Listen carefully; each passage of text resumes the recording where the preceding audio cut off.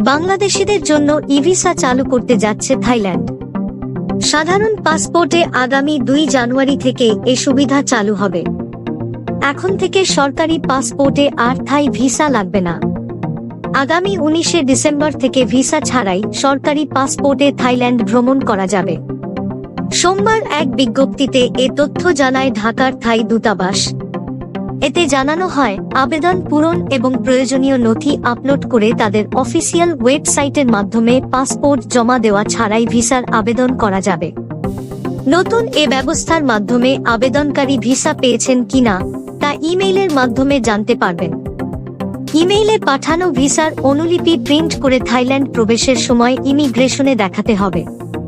কিছু সীমাবদ্ধতার কারণে বাংলাদেশিরা ই-ভিসা ওয়েবসাইট থেকে ভিসা মূল্য সরাসরি পরিশোধ করতে পারবেন না। ওয়েবসাইটে ভিসা আবেদন জমা দেওয়ার পর সিস্টেম থেকে স্বয়ংক্রিয়ভাবে ভিসা মূল্য জমা দেওয়ার দিক নির্দেশনা আসবে। সেই নির্দেশনা অনুসরণ করে আবেদনকারীকে ঢাকায় থাই দূতাবাসের ব্যাংক হিসাবে থাই ই-ভিসা ওয়েব ঠিকানার মাধ্যমে নির্ধারিত অর্থ স্থানান্তর করতে হবে। এরপর ব্যাংকে অর্থ জমা দেওয়ার প্রমাণ যাচাইয়ের জন্য থাই ই-ভিসা ওয়েবসাইটে আপলোড করতে হবে।